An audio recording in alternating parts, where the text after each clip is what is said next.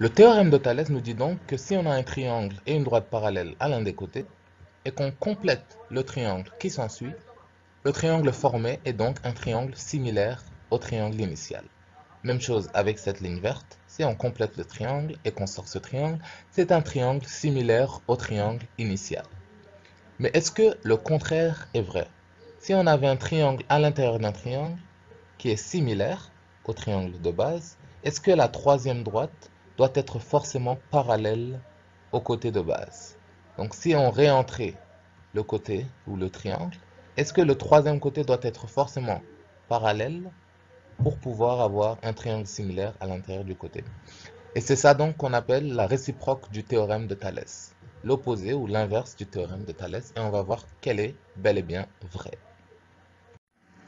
On est donc prêt pour formuler la réciproque du théorème de Thalès. Et la réciproque du théorème de Thalès nous dit que lorsqu'on a un triangle quelconque ABC, comme je viens de dessiner, et qu'on choisit un point M sur la droite AB et un autre point N sur la droite AC, et qu'en même temps les triangles ABC et AMN sont similaires, donc ABC ici doit être similaire à AMN, qu'est-ce que ça veut dire? Ça veut dire que le ratio des côtés de ABC sur les côtés de AMN est une constante. Donc AB sur AM, AC sur AN et BC sur MN ont le même ratio. Donc ces ratios-là doivent être égaux.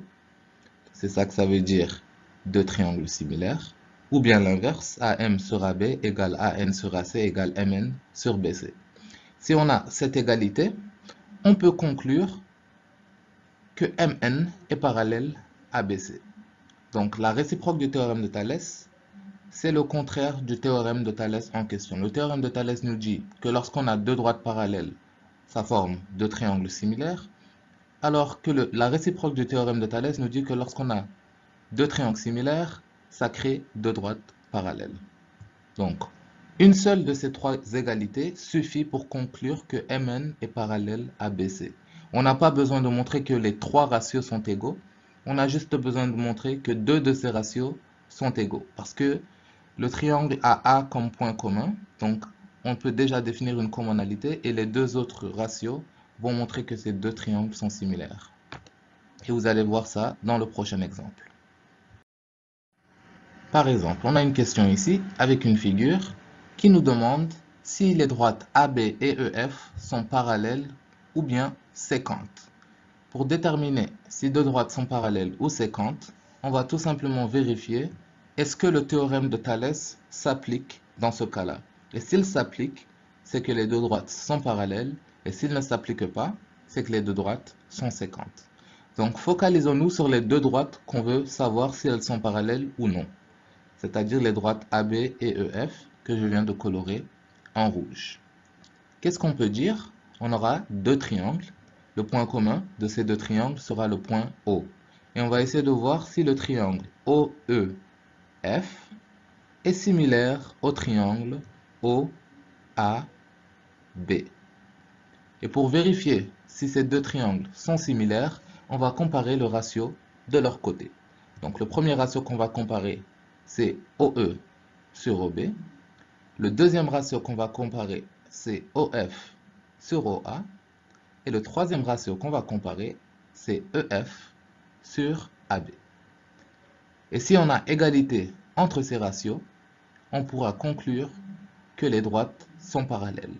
Alors que si ce ratio n'est pas une constante, on pourra conclure qu'il n'y a pas de parallélisme et que les deux droites sont donc séquentes.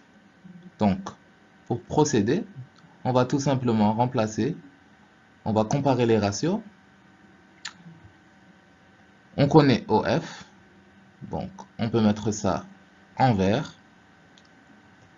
On connaît OA aussi, on nous a donné que OA c'est 12 cm sur la figure, donc on peut mettre ça en vert. On connaît EF, c'est égal à 8 cm, donc on peut mettre ça en vert pour montrer que ce n'est pas une inconnue. Et enfin, on connaît AB qui est égal à 10 cm, donc on peut mettre ça en vert. On ne connaît ni la valeur de OE, ni la valeur de OB, donc on va pouvoir ignorer ces deux valeurs et se focaliser sur les valeurs qu'on connaît. On va comparer ce ratio et comme on avait dit, une seule égalité suffit. Donc s'il y a égalité ici, on pourra conclure que les deux droites sont parallèles. Mais s'il n'y a pas égalité, ça veut dire que les deux droites sont séquentes. Remplaçons OF par sa valeur, qui est de 10. OA est égal à 12 cm. EF est égal à 8 cm. Et AB est égal à 10 cm. Est-ce que ces deux ratios sont égaux? 10 douzièmes, si on simplifie, ça devient 5 sixièmes. Alors que 8 dixièmes, c'est la même chose que 4 cinquièmes. Et 5 sixièmes est différent de 4 cinquièmes. Donc le théorème de Thalès ne s'applique pas dans ce cas-ci. On conclut donc que AB et EF sont deux droites qui sont séquentes. S'il y avait égalité, on conclurait que les deux droites sont parallèles.